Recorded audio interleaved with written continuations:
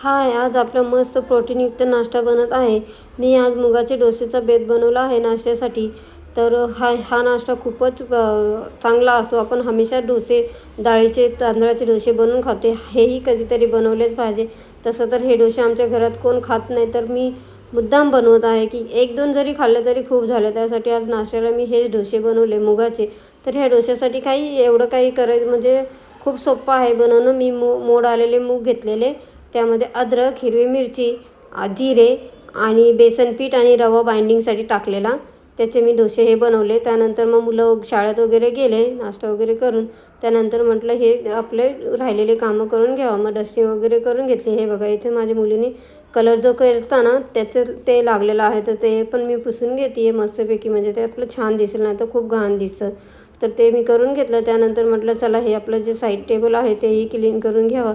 डस्टिंगमध्ये तेही मस्तपैकी एक वस्तू उचलून व्यवस्थित क्लीन केलं.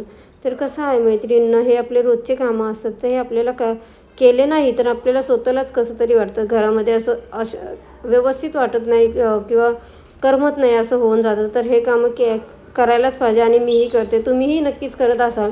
तर मी ते काम करून घेतलं. तर म्हटलं आता हा पंखा केला नाही आहे. काल तर बाहेरचा हॉलचा पंखा मी केला, तर हा पंखा राहूनच गेला. तर म्हटलं आज तरी करून घ्यावा, नाही तर परत राहून जाईल. कसं 15 दिवसातून एकदा हे पंखा करायलाच पाहिजे. जर पंखा 15 दिवसातून एकदा केला तर ठीक आहे, क्लीन पण राहतो आणि हवाही छान लागते. नाहीतर काय होतं, हवा लागत नाही पंख्याची, कारण पानं जड होतात ना, त्यामुळे पंख्याची जास्ती हवा लागत नाही.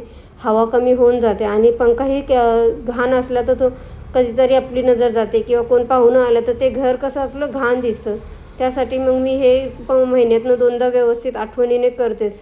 तर ते मी पंखा वगैरे क्लीन करून घेतला व्यवस्थित.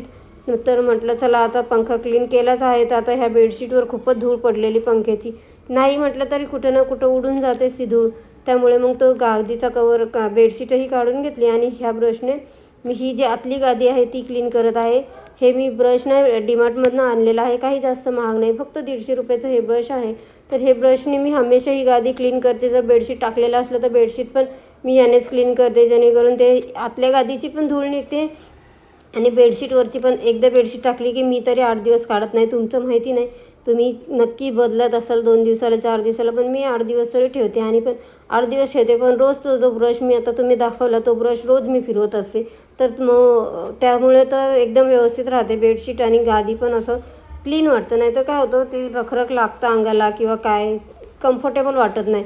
त्यासाठी मग मी ते करून घेते. मला ते केलं नाही तर असं वाटतं की गादी घाणच आहे असं होऊन जातं. तर मी त्या ब्रशने व्यवस्थित क्लीन करते. बेडशीट टाकलेली असली किंवा अशी चेंज करायची असली तेव्हा तर आतली गादी पण क्लीन करून घेते. तर ही बेडशीट चेंज करून घेतली, व्यवस्थित लावून घेतली बेडशीट. त्यानंतर म्हटलं चला आता आपले कामं आवरलेले आहेत. तर बेडशीट व्यवस्थित लावली, उशांना कवरं लावले. मस्तपैकी व्यवस्थित आपला आता बेड तयार झालेला आहे. घरही छान दिसतं. जर आपण हे पंखा साफ करणं म्हणा किंवा घराचे जाळे काढणं म्हणा, हे सगळे जर आपण कामं केले नाही ना, तर आपल्याला स्वतःला आपलं घर स्वच्छ वाटू लागतं. त्यासाठी हे करायलाच पाहिजे. सगळे करतच असतील नक्की, तरीही मी सांगते. आणि रात्रीच्या जेवणामध्ये आज आम्ही बनवलेली कलर बिर्याणी, जी दम देऊन बनवतात तीवाली बिर्याणी बनवली. त्यासाठी मी अगोदर चिकन मॅरिनेट करून ठेवलेलं आहे साईडला पातेल्यामध्ये. त्यामध्ये मीठ, हळद आणि तिखट लावून ठेवलं आहे. आणि मग हे कांदा स्लाईस करून घेत आहे, जेणेकरून हे आपल्याला ब्राऊन करून घ्यायचे आहेत. म्हणजे तेलामध्ये तळून घ्यायचे आहेत, जेणेकरून ते बिर्याणीला आपल्याला छान बिर्याणी मस्त बनते त्याने. त्यासाठी मी हे कांदा कढईमध्ये ब्राऊन करून घेणार आहे. आणि एक साईडला मी याच्यामध्ये खडे मसाले, तमालपत्र आणि तूप टाकून तांदूळ शिजायला टाकलेले आहेत. ते शिजले की ते हे चाळणीतनं काढून घेतले आणि नंतर कुकरमध्ये मी आपलं जे तळून घेतलेला तमालपत्र आणि कांदा आणि तमालपत्र तळून घेतलं. त्यामध्ये नंतर चिकन जे आपण मॅरिनेट करून ठेवलेलं ते मिक्स करून घेतलं. हे अगोदर तेलामध्ये हे करून घ्यायचं, नीट परतून घ्यायचं, नाही तर त्याचा वशळ वास येतो. आणि जो मसाला मी वाटला आहे त्यामध्ये मी टाकलेला आहे कांदा, अद्रक, लसूणची पेस्ट हे आणि कोथिंबीर, असं मिश्रण मी हे वेगळं वाटलेलं आहे. तर हे मिश्रण मी वाटून याच्यामध्ये टाकत आहे दम बिर्याणीमध्ये. आणि परत टमाटर पण वाटलेलं आहे वेगळं असं, तर तेही याच्यामध्ये टाकून घेते.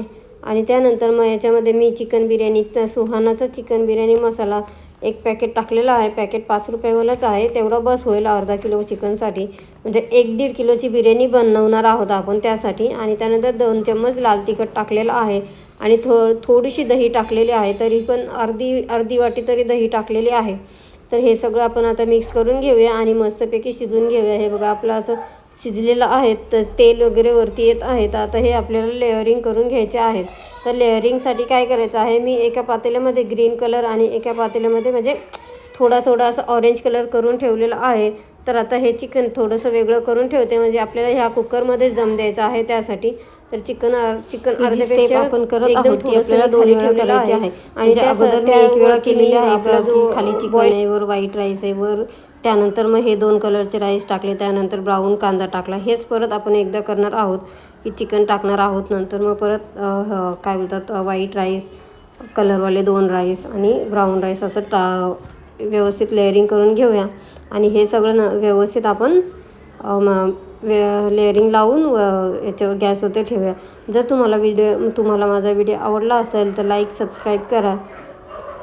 तर बघा आता आपला तवा गरम करायला मी ठेवलेला आहे. तर कुकरला झाकण लावूया आणि 10 मिनटं ते दमायला ठेवूया. आणि 10 मिनटं दमलं की त्यानंतर मी तुम्हाला दाखवतेच की कसं झालेलं आहे आपला चिकन राईस. तर तुम्ही पाहू शकता की कसा झाला आहे.